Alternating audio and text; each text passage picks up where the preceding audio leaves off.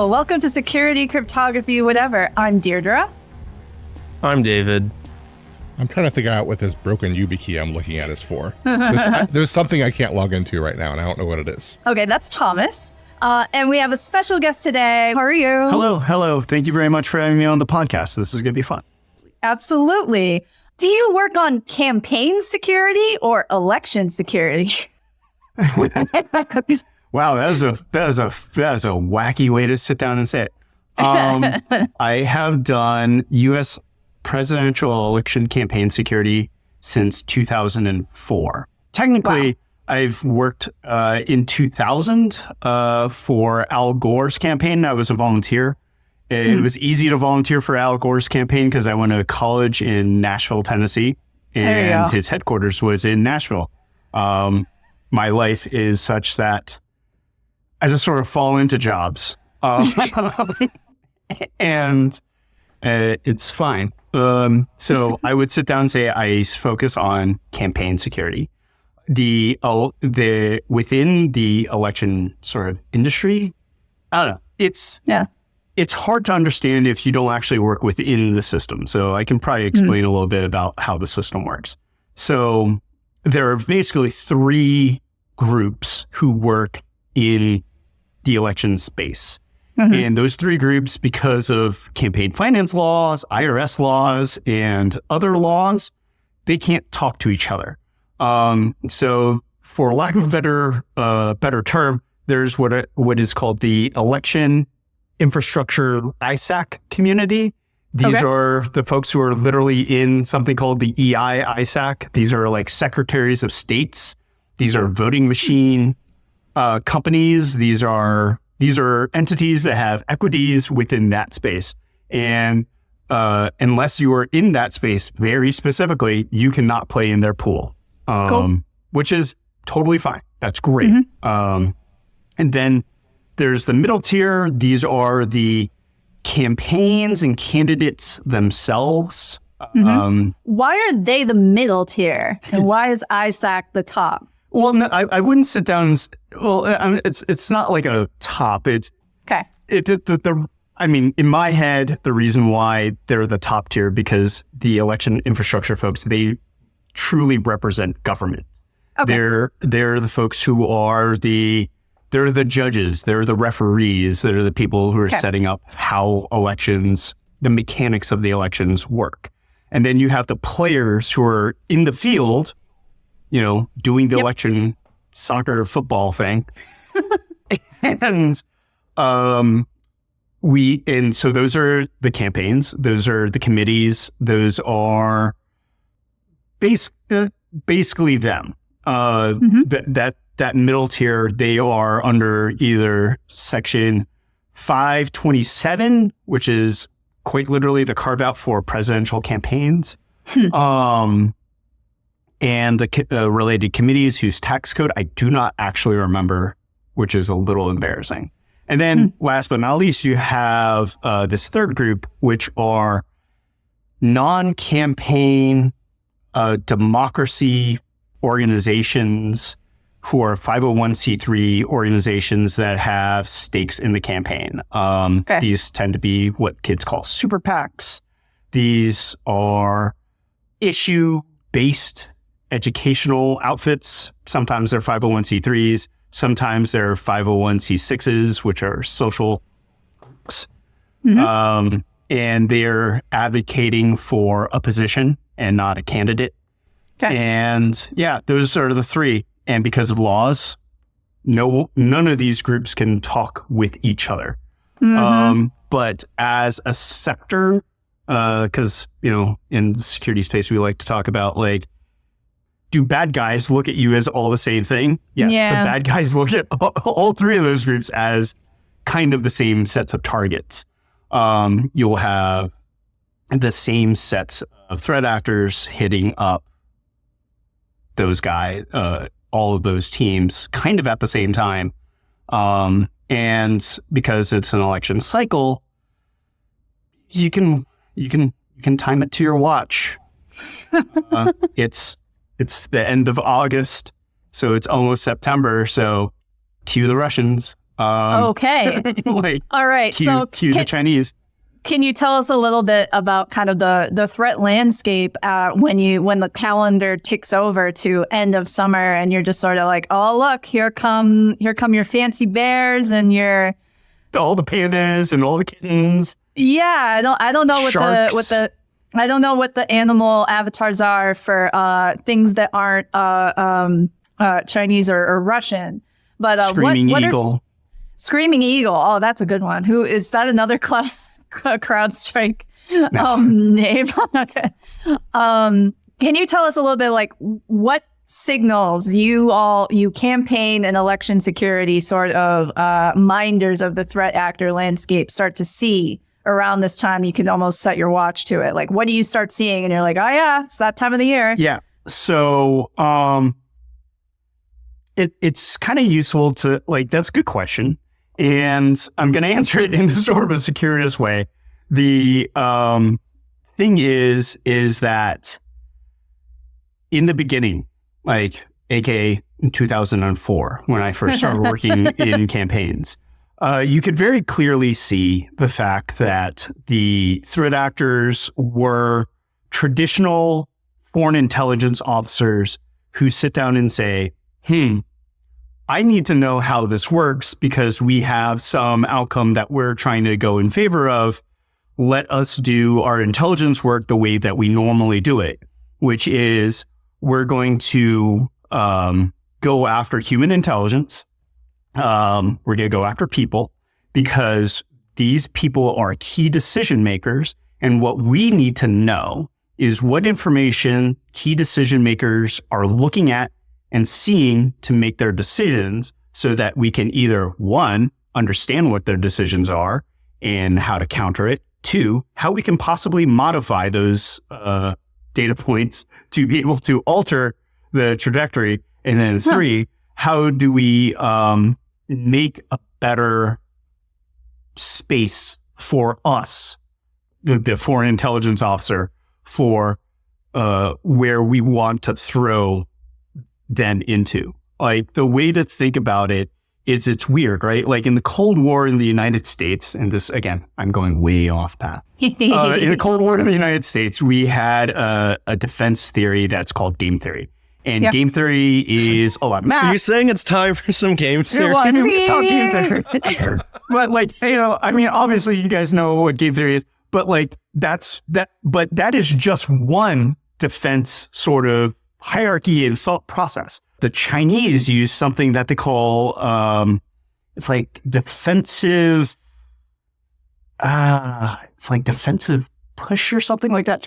The idea is the Chinese will alter the new space that you are receiving to be able to tailor the landscape to be more favorable to their operations. The Russian version of this is called reflexive control. It's kind of like judo. Basically, what you do is you hit an opponent and you cause that opponent to reflexively go into some reaction space. And you're trying to control what possible outcomes that they're doing. I am not making up any of this stuff. If you want to read more about it, I suggest reading Active Measures by Thomas Reid. That's a good book. I would recommend going to read a whole bunch of stuff from SICE about China and their stuff. I just dabble and I read what I have to because of work. Within that realm of an intelligence officer trying to understand what's going on in the space, they're, again, trying to gather human intelligence, understanding where decisions are and are not coming. But first and foremost, they go, we're watching a lot of CNN. How do campaigns work? Because if you're an outsider looking in, how about this one? If you're an American and you look at a U.S. election system, it's ununderstandable. It's unintelligible, right? It's you said, it's like the Olympics. Every 4 years, the Olympics happen. This week, in the business, we call it E-Day. And E-Day happens on a cycle. So there's the election year, The year after the election year is actually a very shallow, fallow year. There's only, there's like a governor of California, there's a governor in New Jersey race, and there's governor in Virginia. The Virginia governor's race is the last Wild West in the United States that's left. In the Virginia governor's race, it's the last state that allows you to do soft money. So if ExxonMobil wants to spend $1 billion on you, they can just give you $1 billion. And it's great. It's totally fine. You find a lot of wackiness happening in the Virginia governor's race. Wow. And then the year after is midterms. And midterms mean 1/3 of the Senate is up for election and 100% of the House is up for election. The year before the show, well, it's the year before the show, and we're tooling up for the show. A presidential campaign is unlike any other company you've ever heard of or worked for. The job is that you have 3 people decide that we're going to have a mascot, and this mascot, we're going to get a new job. So we're going to incorporate a for-profit company that runs 100% on donations. And in 18 months, if we're good at our job, we're going to go from 3 of us to like 6,700 or 7,000 people. Wow. And then like on Wednesday, we're all fired. It's like the worst startup you've ever worked for, except it's also the best. It's not one startup. It's like 8 startups. Yeah. So okay.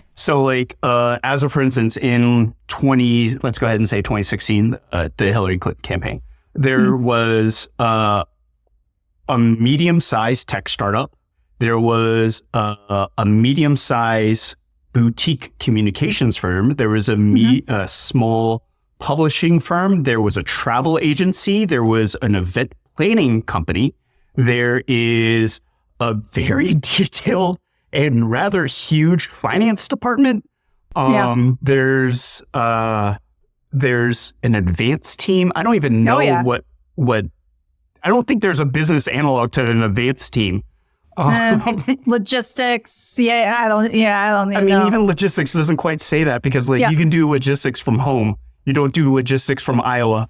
No. But every 4 years, a bunch of people just go to Iowa and New Hampshire and trundle around there. And so working at the presidential campaign, it's a wild ride, right? Yeah. In 2015, I think I was employee number I think I was 14 on the tech team. By the time we ended, I think we had 80 or 90. And some of those folks that we were working with, I thought I had been working with them for years, because that's another thing that happens on a campaign. It's an effect that I call the campaign time dilation effect. Yeah.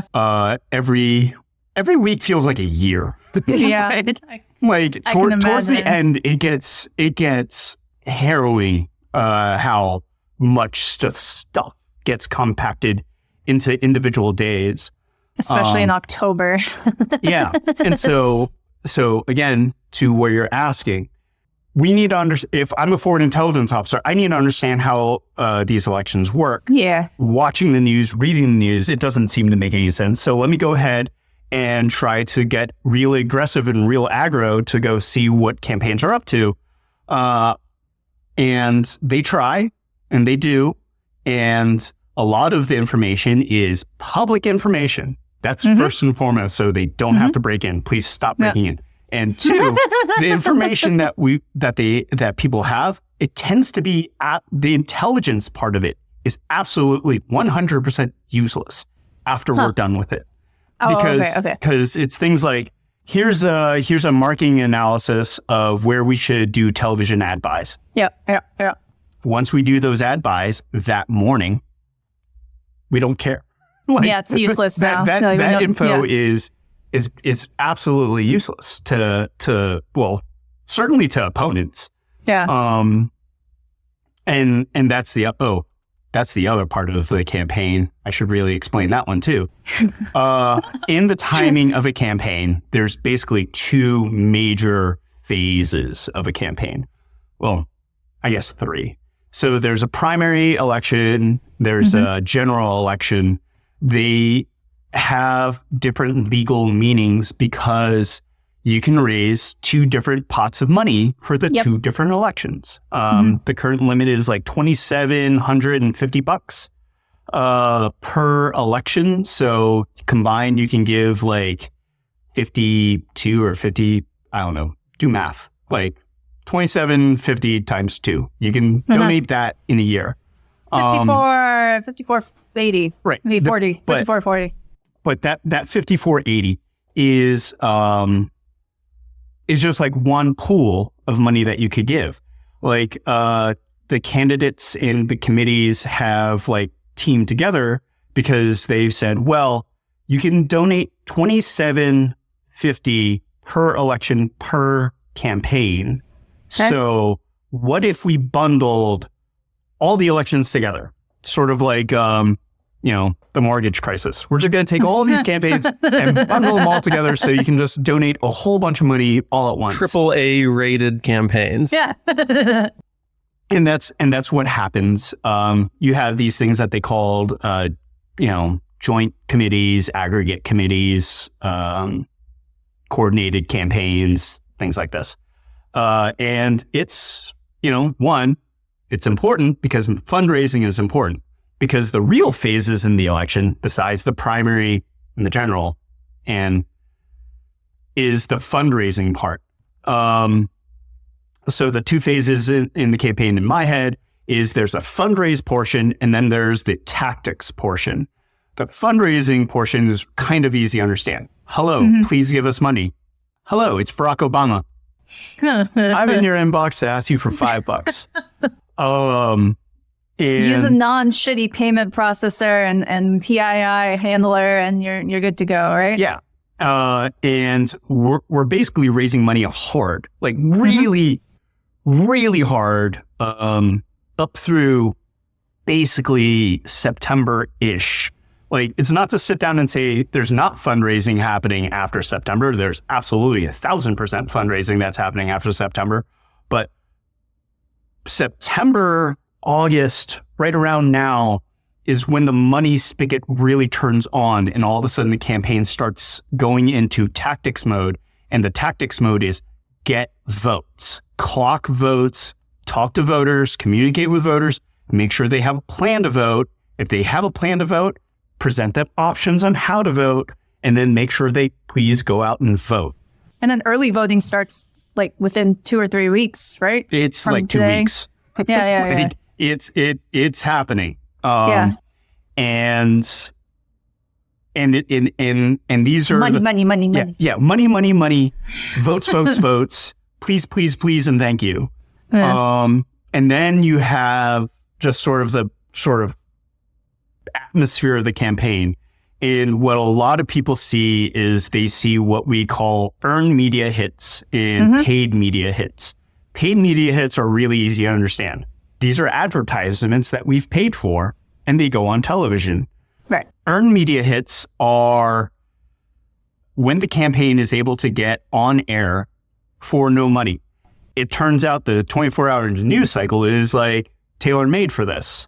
In 2016, airing Trump rallies, unbroken for hours upon hours, that's just bajillions of dollars. Yeah. Like infinite free money. Media. In earned media hits. Yeah. And a lot of those earned media hits are to define and shape the candidates and the campaign, to discuss and refine issues. There's some mudslinging that happens. It varies between campaigns. But the real mudslinging happens in other organizations because folks don't want to be their hands tied to that. Are these the third category we talked about? These PACs and advocacy groups and things like that? Some PACs, some advocacy groups. I'm not going to sit down and paint a brush because there are many good democracy groups within these 501c3s. Everyone's just taking advantage of the tax laws as they're written because there is no comprehensive federal law around elections. All elections are done at the local level. And this is the big problem that the ISAC folks deal with.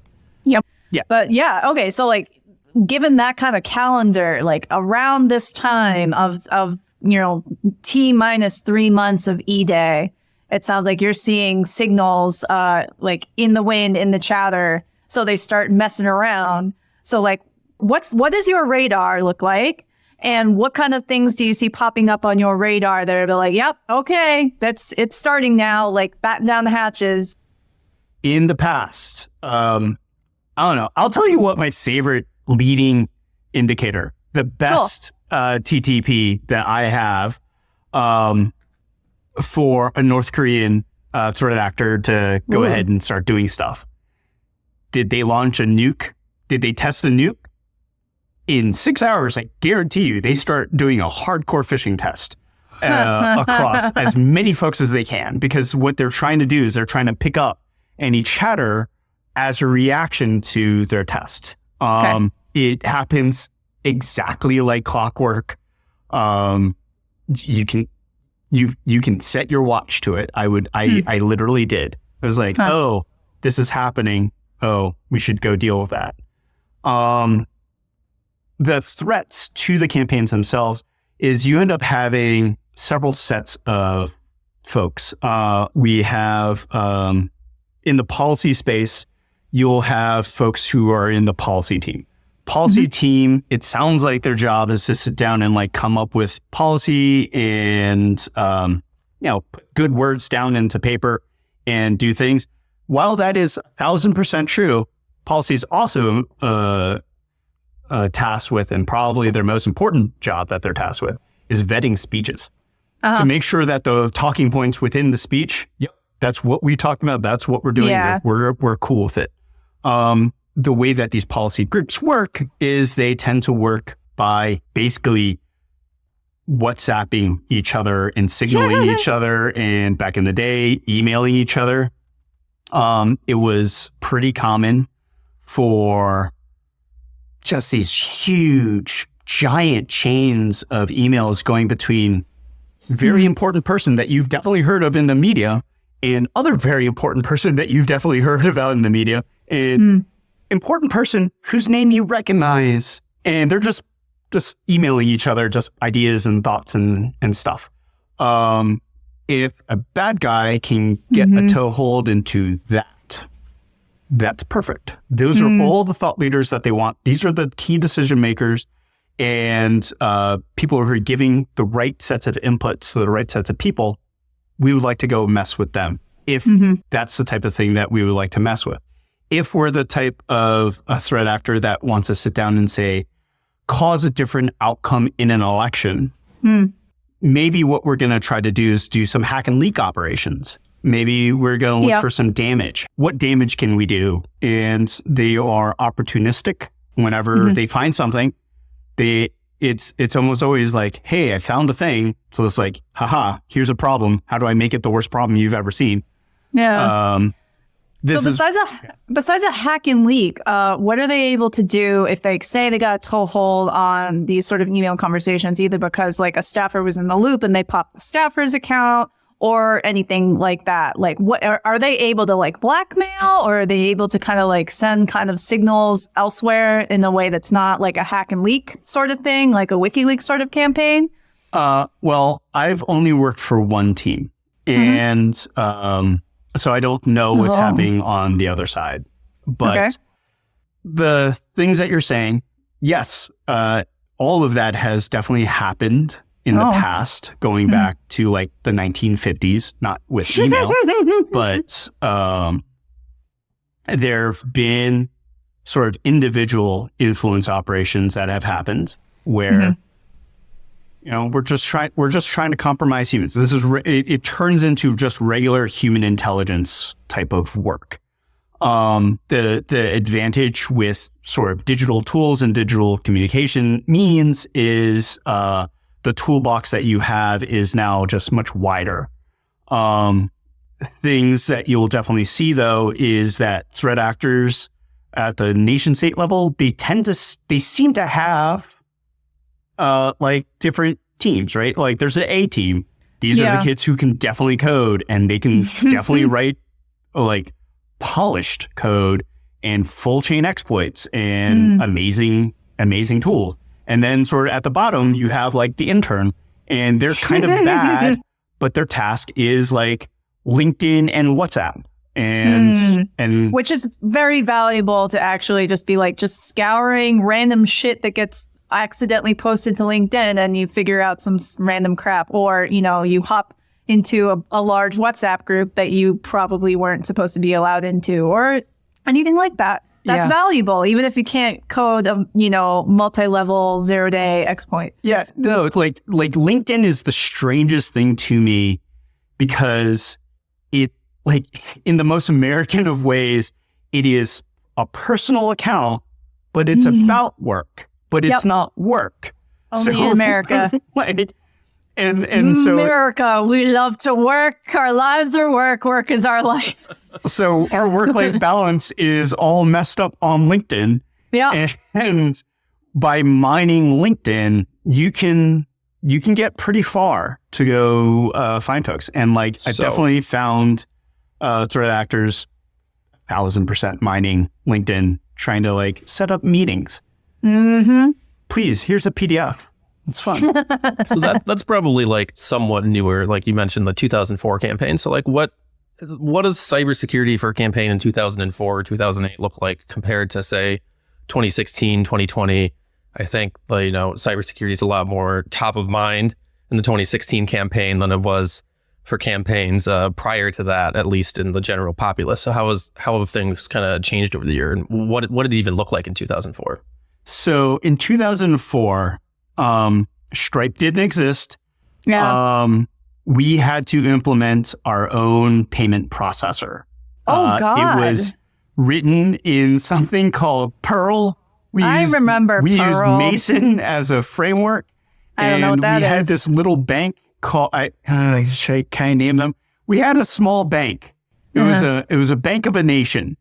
And we asked them, because we were worried about the nomination night, because we knew we were going to get a flood of online donations. But like, hey, how many payments can this thing process? It doesn't seem to be very stable, like this payment processor that we're using at this top bank.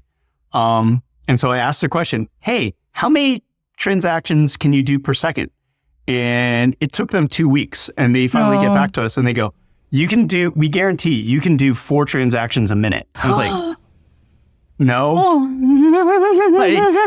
And he's like, no, that's what you can do. We guarantee that you can do 4 transactions per minute. I was like, what does Amazon do? And he's like, oh, they batch them. I was like, we are not allowed to batch these donations because there's a magic set of words that happens on the nomination night.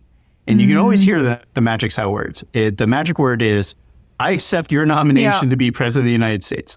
Yeah. That marks the end of the primary and the beginning of the general election. Yeah. But donations up to that night count towards the primary. And because all of a sudden there was this deadline, we asked lawyers, because I don't do anything that the lawyers don't tell us to do, because I'm smart. And they said, well, you can take donations up to midnight Eastern time because Kerry's giving his talk here, and so midnight here. I was like, what if that was midnight Pacific? And he's like, wait, what? That's like 3 extra hours. I was like, exactly. Like, what about Guam? And he's like, where what? is the farthest like submitting west a U.S. paper. territory? What about the U.S. like Guam? Guam, I think is the farthest out I can get. Like, he's like, is that on the date line? I was like, I think it's just before. Yeah. I was like, I want it to be Guam. Can you please make it Guam? Yeah. And he's like, that's a very interesting question. No. Fuck. Good. Yes, very good question. I'm very glad that you tried to push it as far as you could get it to go. like the boss came back and like the boss was like, hey, listen, midnight West Coast, that seems like a pretty good compromise because like otherwise, Guam or not even Guam, Hawaii's a full-on state. Like exactly. midnight Hawaii, that's like a thing. Yeah. I try to like look at the Bering Islands to figure out in Alaska. I was like, how far in the time zone does that go? Is it further west than Hawaii? If it is, then let's do Alaska. Anyways, while we were doing all of that stuff, I'll tell you the type of threat actors we saw. Yeah. I saw $90,000 in 10-cent transactions. Trying to flood you, spam you, knock you off? I said, hey, boss, do you want me to return these donations? And he looks at me and he goes, what do you mean? I was like, they're $90,000 worth of 10-cent donations. He's like, are you kidding? How many donations is that? It's like you moved a decimal place 2 places. Yeah. And yeah, like it turns out my batch code works. So yay! Hooray. like we can handle the load. We're good. But it turns out Carter's figured out that this is a great way to go test their pile of credit card numbers that they wanted to go do. We already put in some controls because in the U.S. elections, non-U.S. individuals cannot donate to the campaign.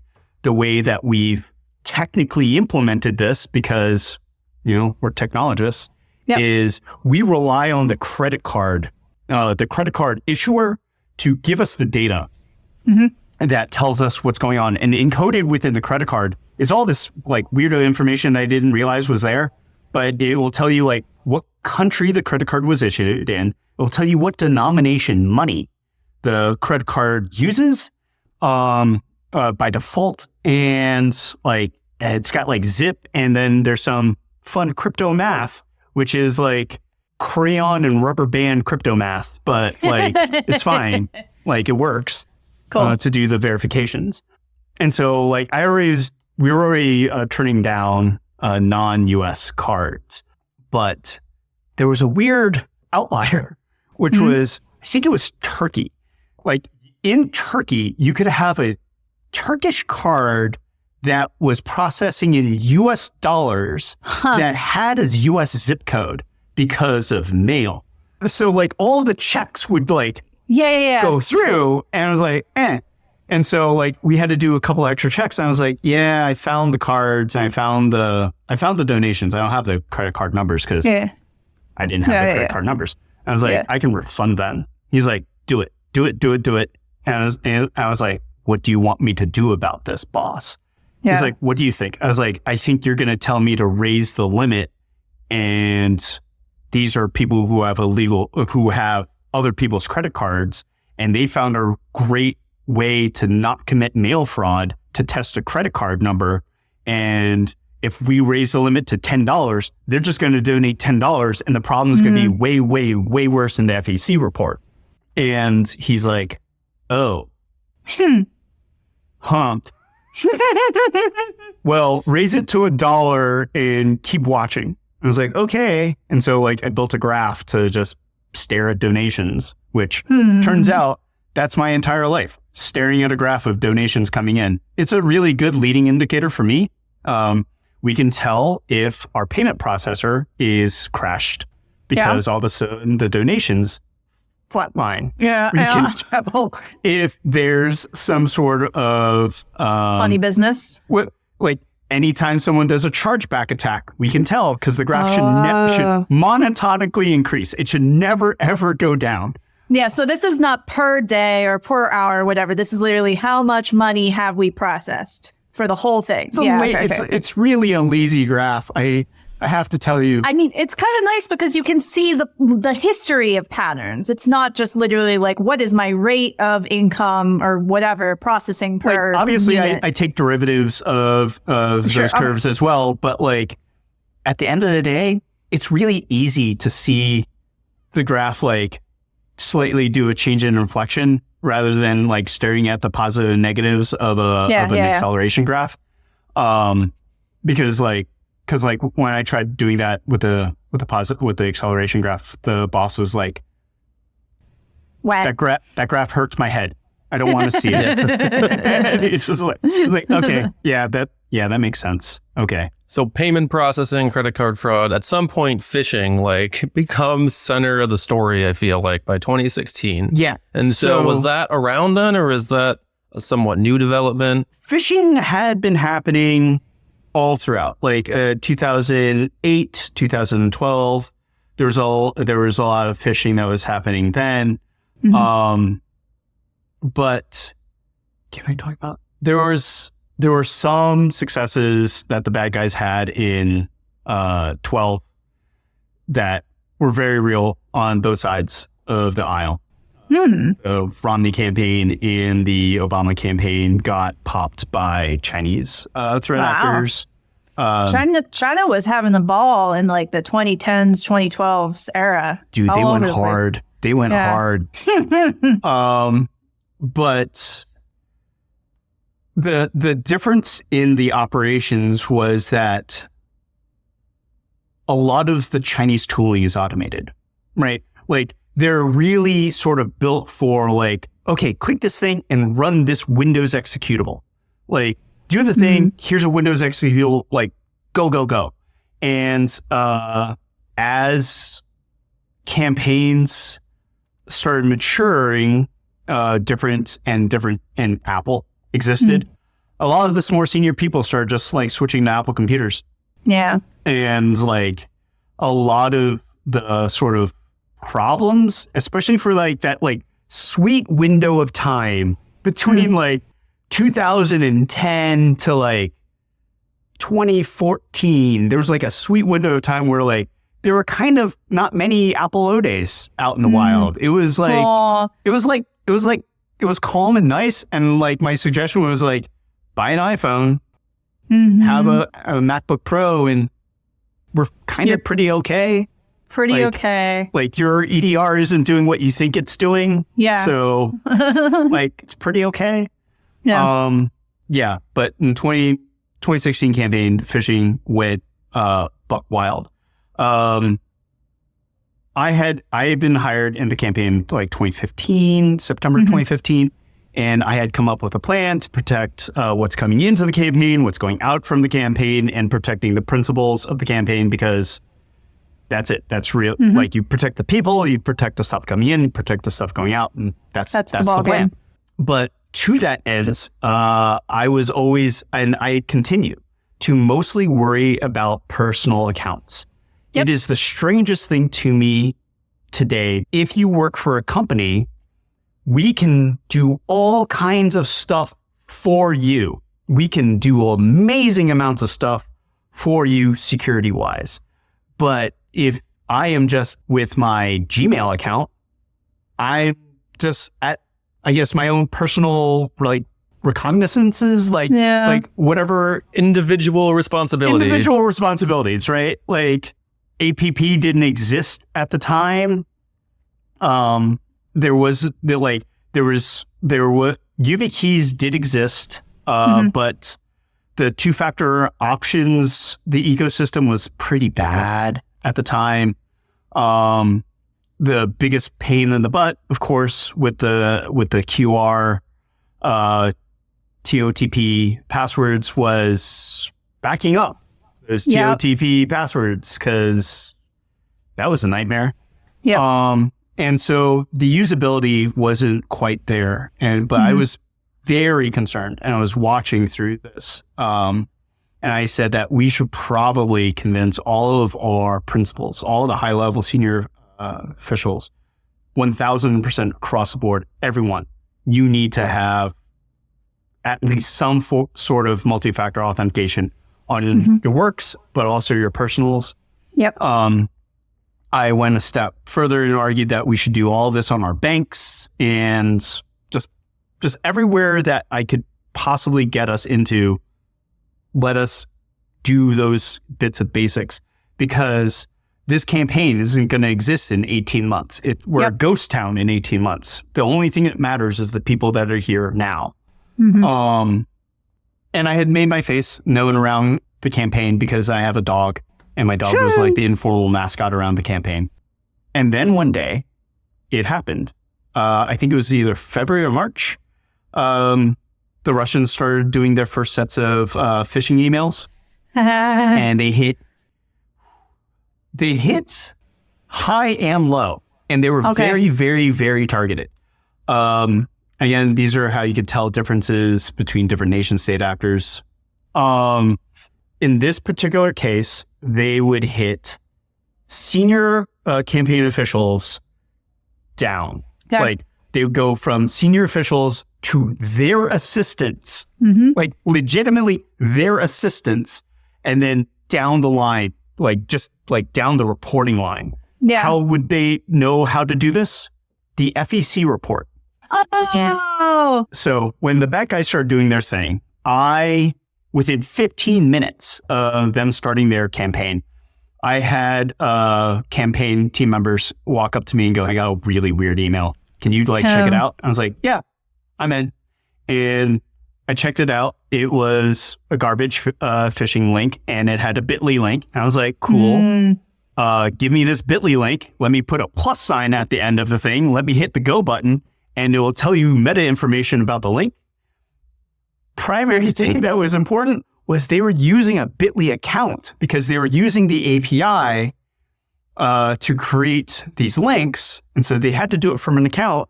And so then you could take the username of the account, and then you could iterate on all of their things.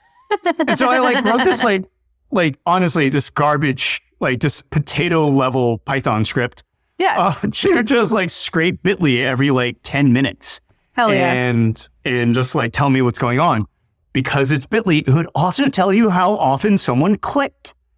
And I was like, I don't love this, but hey, this is you're a all security right. team that finally has metrics. Yeah, right? I was like, hey, this is good. This is good. This is good. And we would sit and we would watch this account. And they start, because they were using basically 3 different bit.ly accounts, and they were just iterating through them. And I could watch all 3 of them. And at one point in August of 2016, bit.ly stopped my ability to publicly scrape that API endpoint. You're the malicious actor. I never found out why. I vaguely assumed someone in law enforcement was like, yo, I want to know more about what's going on here. And they're just like, we're shutting this whole thing down.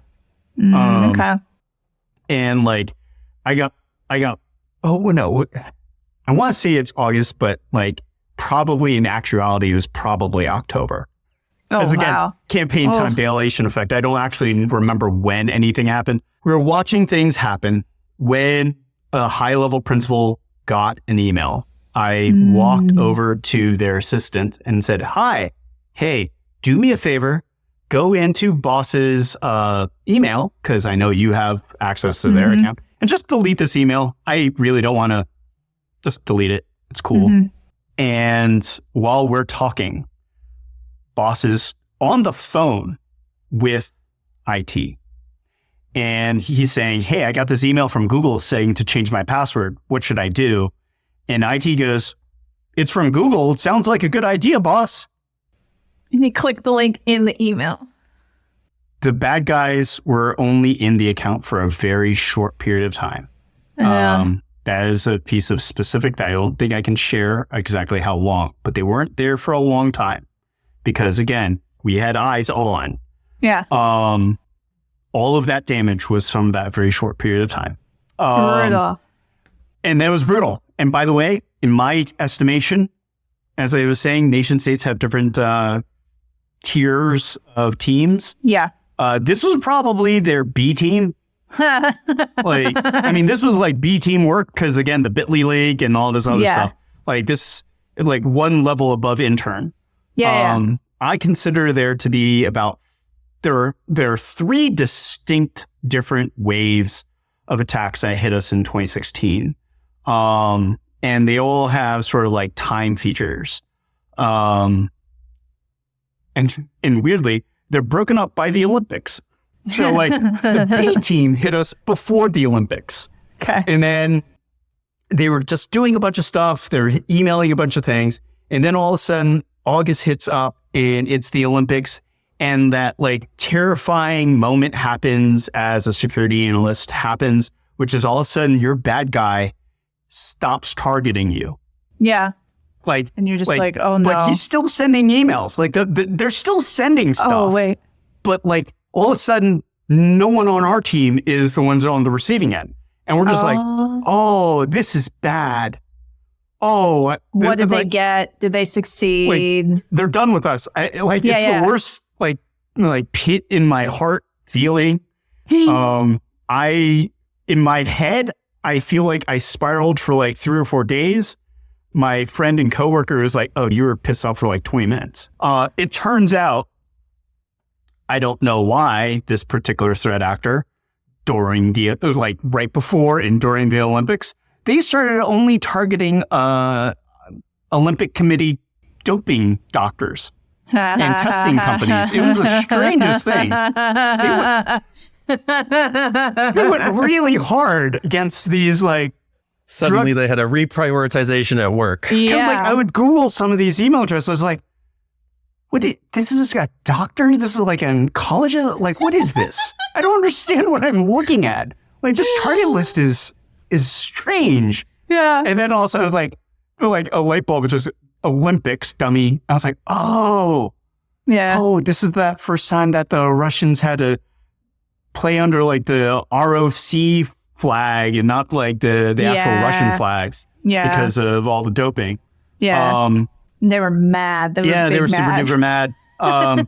Then like after that, there was another wave, which was, I think to me, this is their A team, and their A team was cute. They never broke into any of our systems, but they got really close. They got scary close. And so like, again, heavy knock on wood, they did not break into any of our campaign resource technology. Good. They did get into the DNC. And that was pretty rough. We had to do IR on that issue. And it was pretty long IR. I'm happy to report that today those issues do not exist because all of those problems are gone because the DNC has taken security extraordinarily seriously post and I mean even during they were because DC, the only thing we do is overcorrect. And thankfully the folks that they've hired up, they've managed to like steer the ship in like a good direction and keep the eyes on the prize. Hell yeah. And I like that. I really like shout out to Bob and Steve because they're good dudes. Then there is what I call S team. Like S tier? Super S tier. Cool. Like they were hardcore. We're big in the tier lists on this podcast. They were super hardcore. S tier was a phishing email. Okay. Yes. Coming from not owned infrastructure, coming from the Google Play Store. Oh God. And it was amazing. It was from the Play Store.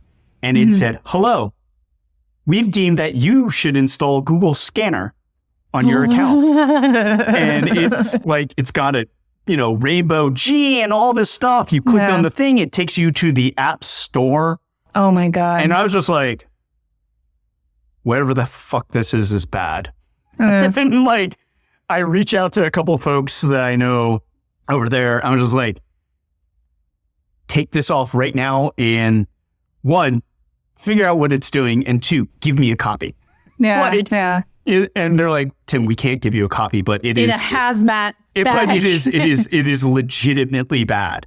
I was like, go on. And they're like, I don't know how much is this. I think Google actually released most of this Cool.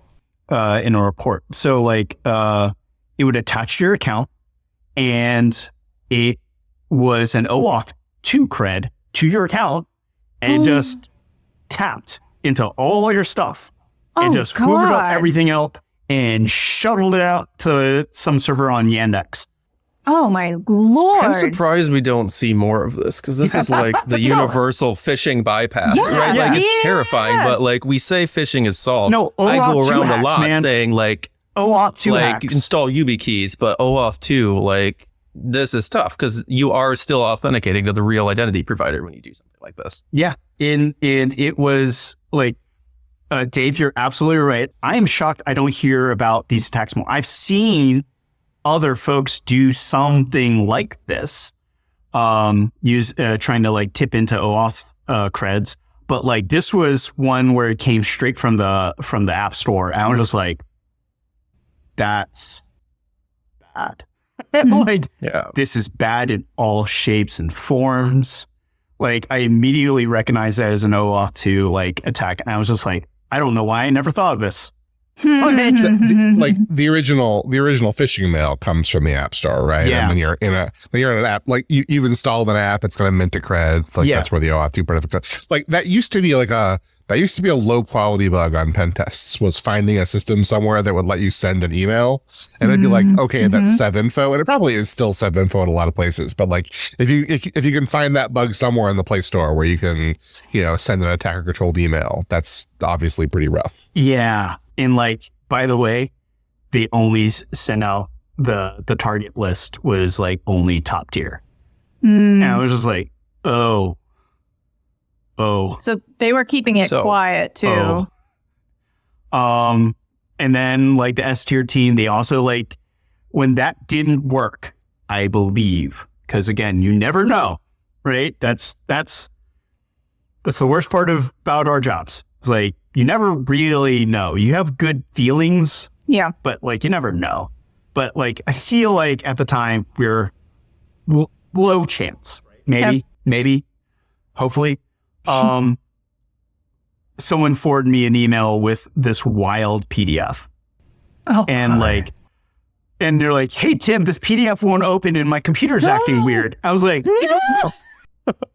cool, give me your laptop. And I just turned the thing off. Yeah. I was like, go to IT and get a new one. And they're like, but nothing. Everything you're doing is on the cloud. And if it's not, you're not getting it today. Like, go get a new laptop right now. Like, is there a shredder nearby? I can put this in with a baseball bat. Yeah. I pop open the malware using my favorite tool, which is XXD, because YOLO. Like, live off the land, right?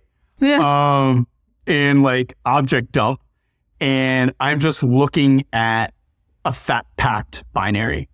And this was a wild binary. Like, this was a PDF that had multiple operating system executables for multiple mobile operating systems, multiple desktop operating systems.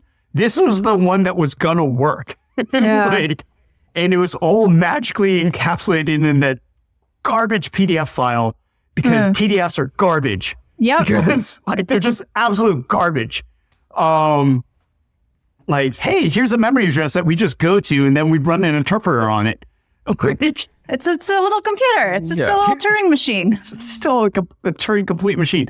And so like, I looked at the thing, I found enough to sit down and be like, that's an ELF header. Okay. Yeah. I don't know what, because like I've done enough memory dumps to sit down and be like, okay, yeah, 00, okay, got it. There. And I was just like, okay, that looks like, okay, there's multiple binaries that are in this. I don't have time for this shit. Yeah. And so like, I throw it over the wall to a friend. I was like, I know it's bad. I don't have time for this. It's like late October. Yeah. Or mid-October. Like, it was getting late in the season, and we had to like do a thing. And yeah, it turns out if you look in October of 2016, Adobe has like 8 CVEs on one release. 2 of them are like 10s. like no joke, like this is as bad as it possibly could be. And like I was legit told, was like, that's the one you found. I was like, cool, thanks. Super props. Holy shit. Usually when I talk to people about like securing an organization or running a security team or any form of security, I like tell people not to worry about O-days. I'm like, you need to sort out your identity provider and your logins, and then basics, like patching, there's a bunch of other stuff like, to get asset through. Management. Do you know what you're doing? Like just authorization, credential tokens. Yeah, exactly. But also this undertone of you're just not fucking important enough for an O-day most of the time. Right. And this is great advice until you suddenly become important enough to have a PDF that's got like privilege escalation binaries embedded for 5 different operating systems inside of it. And so like, what do you do about that? Aside, is it just go after the fundamentals again? Like, because now you're existing in the world that I tell most people not to worry about. Like today, my biggest fear is mobile devices. Like laptops and computers, your Windows desktops, all this other stuff. This is garbage. No one cares. Again, I always say your EDR is not doing what you think it's doing. It's fine, but your mobile phone is doing everything that you think it's doing. It is OAuth credited into all of your life. Yep. And if you want to go from a place, that's the place to go do. Hopefully the jails within the mobile devices like jail correctly, but who knows? Yeah. Like, I mean, so Pegasus is what I'm trying to say. You all talked a lot about like 2016 and the experience of, the campaign getting phished and all that. Mm-hmm. And then in 2018, part of the reaction to the experience in 2016 was a bunch of security people got together and did organized training for a bunch of congressional campaigns. I did a little bit of it. I did less than everybody else did, but this is like and there was a Slack channel with a really big, long conversation about recommendations to give all the campaigns. And that produced Maciej's Tech Solidarity congressional campaign list. And I'm curious, I'm curious what your take is on it in 2024 versus where we were in 2018. So you just brought up mobile devices, right? Like a core recommendation on the Tech Solidarity list was get your shit off of laptops or whatever and move it onto an iPhone. I know. Because the iPhone platform, I mean, there are things where we can go back and forth on how campaigns operate, but from a computer science perspective, the iPhone is a safer platform than your phone, than your laptop is, right? So I mean, that's an interesting case there, right? Where now in 2018, we also would have said everybody on your campaign needs to be running a modern iPhone, right? Like no Android. Wow. No Android, but Apple 6 or better at least, or iPhone 6s or better. Right. And today you'd say, whatever a phone within the last, I don't know, 4 years or whatever from, runs modern iOS, right? I'm willing to sit down and say any phone that has a security enclave, you're okay. Ish. One of the things that I feel like we ran into when we did trainings, and just a thing that we learned from talking to people was it's there's a perennial debate about Android versus, iOS security. And at this point, I've given up on it, right? It's gotten too complicated for me to have any faith whatsoever in whether I know what's going on there or not. But even back then, the bigger issue was, if you tell people they can run Android phones, they're going to run random ass Best Buy, shitty Android phones, it's right? From Temu. If you could just get people to say, if you could just get people on flagship phones, you'd be fine. But now you're explaining the concept of a flagship phone, and in a campaign security context, it's just much crisper to say, get an iPhone or don't plug in. That is mostly right, because today an iPhone in lockdown mode, an iPad in lockdown mode, you're pretty good. Things that I add to that is I also sit down and say, hey, we're going to use iVerify, which is a startup coming out of Trail of Bits guys, and it is not an MDM. It's way better. It's built to find things like Pegasus. It's great. Use it. And the Defending Digital Campaigns folks, Michael Kaiser's team, they've really made the ecosystem a lot better, because the biggest problem with campaign finance in 2004 was that campaigns cannot get a deal from vendors. Because if we get a deal from a vendor that other campaigns cannot get, that is an in-kind contribution. Yeah. Gross. And so like I would sit down and work around this. I worked with lawyers to sit down and say, hey, if we get this vendor and they give us a discount, as long as they offer that discount to the other team, that's kosher, right? And he's like, that's kosher. Yeah. I was like, okay, cool. That's not an in-kind contribution. But they have to take it, right? Private company. What they do is what they do. I don't know. No. I mean, like the other side. Like if you got a deal offered to both of you, but only one of you took it, I don't know. I'm not a lawyer. Anyway, but okay. Yeah. So, and like I verify here would be like the one possible exception to the uninstall all your EDR and antivirus stuff, which would have been a 2018 recommendation of ours. For me still probably, but like I could, and I verify is great. It seems fine to me. Yeah. There haven't been any notable EDR issues in the last month. No, not at all. It's pretty good stuff. It's August. Oh wait, it's still August. It's still August. It's still August. The ecosystem has changed. It is different. Everyone is using cloud services. Very few people are doing things exclusively on their laptops, with some notable exceptions. And even then, those exceptions are going away very quickly. We were like generally one of the things that flummoxed us was like trying to figure out a way to get people not to double click on things. Like first of all, you kind of, I'm sure this is still good, right? Like you want to get people out of the habit of sending attachments in the first place, and instead just have them send links to GDocs or something like that, right? Yeah. So they're in, right? But like if they're going to, you can do the attachment thing if you copy the attachment out and upload it to Google Drive or something like that, right? Like, sure. Or if you do it in Gmail, or if you're doing it on your iPhone or whatever, right? But the thing that's really tricky is like getting normal people to understand not to, like we were to the point where we were talking about like distributing applications that would be the file handlers for those applications and just redirect them or whatever.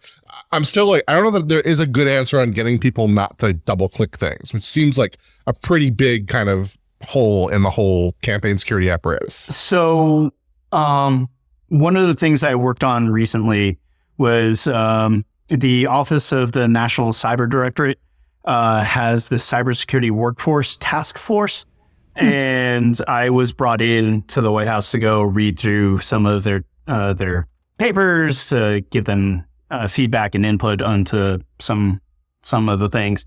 And the biggest problem that I identify is that information security today exists in the same kind of space that sex education existed in the 1950s, right? It is mostly anecdotal. It is mostly peer kind of learnings from the age of, and this is my favorite thing to do, is whenever my friends have kids, I sit down like, cool, hey, when did you just give up and like give your kid your phone? When did the kid figure out your password or your unlock code to your phone? When did you give up and give them a tablet? And like, when did they first install their own software on their own tablet? There's like, cause like kids are doing this. Oh yeah. And like the olds like to sit down and talk about like digital natives and this, that, and other, like, whatever. I just like to say that it's 2024 and this is just life. And the norms that we have in the sort of tech business world is drive engagement. And Tom, what you're saying is like, how do I stop double clicking? How do you stop people from like sharing things on a thing and just randomly clicking on it because they saw, here's a TikTok video or at least a TikTok looking URL, and I'm just going to go. Stop engaging, Thomas. It's just about not engaging when the entire internet and the entire software ecosystem of your life is trying to get you to engage and has trained you to engage. And so instead, we need to focus on those basics to make sure that some adequate system of controls do exist.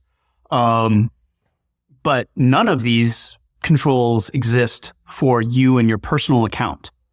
And it hurts. Well, I mean, not really. It's like you can choose to sign up for APP. You can choose to sign up for, Microsoft has the same thing, except they call it MAPS. So it's MAPP. I mostly recommend folks work inside Signal groups if they can. I know a lot of folks still use Wicker, which is it's all right. It's fine. It's fine enough. I know some good cryptographers that work for Wicker. There's some good work that has been put into Wicker. Things that I tell people not to use is things like Wire and Telegram and Viber, because that was like a thing for a half a second. I remember Viber. Definitely don't use Telegram in France. No. yeah, don't run Telegram and go to France. I don't know what to do about the idea of like, please stop engaging with things because campaigns move extraordinarily fast. If you're a low-level staffer, you're getting hammered by all kinds of bosses all the time, and bosses are sending stuff from their personals all the time. Less and less, but we know that it still happens. Yep. People are people. And then bosses are getting emails from everyone all the time because they're bosses and they're fancy. And like, how do you take some people who should be treated as like a national security asset, who is now a private civilian working with or volunteering with a campaign? How do we put adequate controls around those people? They need to take a personal interest in doing so, and many folks have. And 2024, that's the biggest change. Okay. Am I saying that we're good across the board? Oh, definitely not. I would sit down and say that even in 2020, we had to explain to relatives and spouses of candidates. I was like, hi. Yeah. We're going to, hello, Grandma. We're going to go through we're going to put some security controls on Facebook. And they're like, you can't mess with Facebook because that's where my grandkids are. I'm like, no, you'll still have it. We're just going to lock down the thing. And then they say, well, I can't see a post because you touched their Facebook account. And all of a sudden the Facebook algorithm did something. And all right. And so that drives anger. Any change, coincidental or not, is now your fault. Yeah. Just because you touched it. So like, that's definitely a thing. And so humans being humans, Tom, what people do is they buy two phones, right? Yeah. And then they're like, I solved the problem. I have two phones. And, now you have your campaign and work-related BYOD device, and then you have your like personal fun phone for, I guess, Clash of Kings or whatever game you want to sit down and like play time on. It was always the dream to get people to buy Chromebooks for this, which was a pipe dream, but I mean, we bought a lot of Chromebooks in 2020, or the DNC bought a lot of Chromebooks in 2020. Did they get used? Yeah. I mean, like documents, Google Docs, whatever. The little thing, like boom. And like, there's a wild market difference between the tooling that the different teams use. Okay. It's weird, right? Like, Dems are typically AWS, Linux, Mac shops. Okay. And the Republican camp tends to be Office 365 with Azure setups. And like, it's a market difference in tech. Now, I will say that there are some Dem committees that are also on Office 365, but they also have to play with the Google Workspaces stuff because everyone else is doing it. And they've decided we're still sticking to this. And I mean, good for them, because I will say that if you have the manpower to adequately administer an Office 365 environment, Windows Defender is like a really amazingly good tool that's like remarkably cheap at for what it does. And if you pay for that E5 license and you get all of your security telemetry and you have some thing that can ingest and digest that, and maybe you hire an MSP to create you some alerts, you'll find stuff, like, no doubt. Cool. But in the individual campaign world, if you're running for Senate, if you're running for the House, if you're running for even for the White House, making sure that those equities to spend the money on security is hard. I know that this cycle, there are a lot of folks who are pushing elbows to make sure that budget is there and doing stuff, and kudos to that. You might need to cut that. But the best part is that people are caring and people are noticing. Finding the right balance is hard. And Tom, I do not know how you train everyone, because again, a campaign is young and old, right? It is digital smart and digital, less smart. And it'd be big if true if you did know how to solve that problem. Right? Because like, I don't know, like it always comes back down to me is like, there's some set of liabilities that that some set of companies have been able to like work around such that we're in this world that we live. Like, if it weren't for Microsoft prioritizing API backwards compatibility and like feature requests and features and building new features versus like addressing tech debt and like solving like longstanding security problems, this entire strange ecosystem of like stuff wouldn't have to exist. And the problem is a liability, right? Like, if they made a change to fix the thing, there's a small chance that someone would sue them for fixing the thing. And so if the choice is do nothing, don't get sued, do something, get sued, do nothing always wins. And maybe that's above my pay grade. That's a policy discussion that needs to happen with some very serious thought leaders in suits. I don't know. Not me. What do you think about passkeys that can be synced? I think that passkeys they're a lot better than YubiKeys. Like, so here's the reason why they're better than YubiKeys. In 2020, we gave out tons of these YubiKeys to campaigns, and I'm holding up like my keychain of 3 different multi-factor devices, and there's actually 5 and 6 over there on my desk. The problem with this is that this isn't the only device that you need to connect to that device. You also need a dongle to be able to make sure that it can talk the right USB to my device. And what happens is I got the key, I lose the dongle, you don't have the key. And in 2020, the NFC stuff didn't work really well, and all of that. Passkeys are better because users notice when they don't have their phone anymore. Users take action when their phone breaks. They're very self-motivated in making sure that device is like in their hands and working.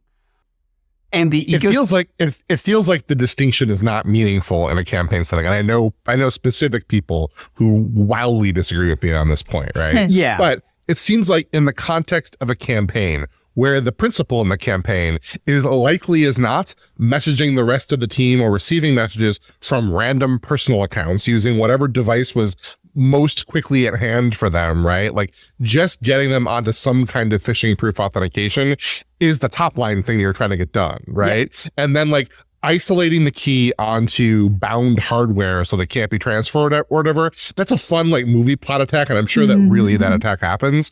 But like the actual fruit for attackers is so much lower hanging in existing campaigns. Like, why wouldn't you just use the phone? Yeah. And so the passkey becomes this extra fear factor that I have around the device. And yeah, all the keys are in the security enclave, right? And you cannot get to them from any of the local non-privileged API requests that you can do on the device to get there. But like, right now, the usability ain't great. Like, and the biggest problem with passkeys that I have found is that because the usability of the passkeys is sort of like being stuttered, rolled out, account recovery becomes becomes the easiest way to pop an account. Oh yeah. And like passkeys without advanced protection mode, account recovery is still like, hey, I'm sending you a text, right? I'm sending you a plain old SMS text. Did you get it? Cool. Great. And I'm going to SIMjack your device and we're off to the races. I don't know if that attack is live, but it's a thing that I've 1,000% thought about and have been able to pull off on myself and friends' accounts to just test that theory. And like Google will nag you if you don't have a recovery phone logged with them. Yeah. Like they like you have to go out of your way to avoid the account recovery flow as attack vector thing. Yeah. So. And like, it's weird for me to sit down and say this, but like maybe no account recovery. And like, I completely understand why for everyday user, like they get locked out for whatever fucking reason. Like I've gotten locked out in the distant past, but like, I know which of my Google accounts is like the root and like the other accounts. Because all your Google accounts point at each other. Yes, like and like other things, like they fail over to recover to the one that doesn't have any recovery flow. But Google, like even with APP, with every bells and whistles, like every signal I can send to Google that like this account is special and you should put me in the highest, blah de blah.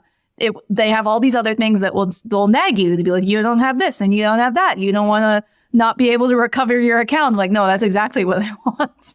This is the one that's not recoverable. and explaining that to a regular user sounds scary, right? Yep. Like, because it's scary to me. Right? Yeah. Oh yeah. That's why that account has like several YubiKeys, including one that's in like a box that you like bury in the ground. like those 10 backup account recovery passwords, right? Like I had one person go, hey, Tim, like our AWS or GCP root account, like we did the thing and now we have these 10 passwords and these seem really powerful. I was like, oh yeah, no, they're super duper powerful. Like, what do I do with them? Do I just print them out and put them in the safe? I was like, is the safe fireproof? He's like, maybe. I was like, trick question. No safe is really fireproof. You'll just you'll just make charcoal. He's like, what are you going to do? I was like, legitimately, I've heard of teams that have taken those recovery account passwords and used a laser cutter in a piece of steel. Yeah. And like cut that into a thing and then throw that into a safe and throw that safe into, I guess, the ocean or whatever. But this is not an okay thing for regular users. Yeah. And I think that at the end of the day, attackers are lazy. Like they have and cheap.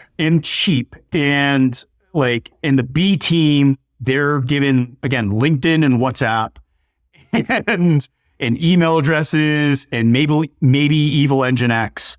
And the S tier teams, they're just doing stuff. And like, if you can, and even if you bat away the B tier, the S tier is still going to come back. And if you are the target, and I've always said this to my users when I've done my security awareness trainings, which is like, if you are the target of a nation state attacker, like you, your name, you, yourself, you as a person, you're kind of boned. There's a lot that we can do to delay them. There's a lot we can do to get signals to see that something else is happening. But at the end of the day, what we're going to rely on is we're going to end up relying on the vendors to do what they can do. And that's the right answer. We can't make every user a security person, right? I'm gonna sound like Jen Easterly and put my tap my fingers like this. But like, secure by design is like a thing that is a noble effort that is going to be implemented poorly because the equities are voluntary, right? Like there's no mandate to have to do this. And even if you were told you have to do it, the secured by design paradigm is not like, I don't know, like you guys have probably had this same thing happen to you. A junior coder comes up to you and goes, Tim, just tell me how to make code secure. Whatever it is. How do I do it? I'll do whatever it is that you say, and I'll just delete it. I'll write secure code. Delete it. Yeah. Why hadn't we thought of making things secure by default before? I've been hitting the insecure button. So I don't know. I've been talking a lot, but like that's, it's this industry is a hard industry because at the end of the day, we don't, like us as the security team, we are either a cost center, right? Or we are a pain in the neck to product PMs. Yeah. Who here would be a product PM? I think on that note, I just want to go wrap up with one thing that you mentioned in terms of time dilation, which is we're recording this on August 26th. It was less than 2 months ago that Biden debated Trump. Yeah. And then so 2 months ago, Biden debated Trump. But to me, that feels like about 3 years ago. It also feels about 2.5 years ago when Trump got shot. It feels it feels like definitely 2 years at this point when Kamala got they switched up and switched up candidates. It's hard. And we have 70 days to go. 70 days to go. Well, we appreciate you taking some time to talk to us. Thanks, man. Thank you so much. Godspeed to the end to election day and beyond. Keep doing what you're doing. Thanks for the stories. Yeah. This is fun. I appreciate you guys having me on your podcast. Totally. Security, Cryptography, Whatever is a side project from Deirdre Connolly, Thomas Tatchak, and David Adrian. Our editor is Nettie Smith. You can find the podcast online at SCWPod and the hosts online at Durham Russellum, at TKBF, and at David C. Adrian. You can buy merch online at merch.securitycryptographywhatever.com. If you like the pod, you can give us a 5-star review wherever you get your podcasts. Thank you for listening.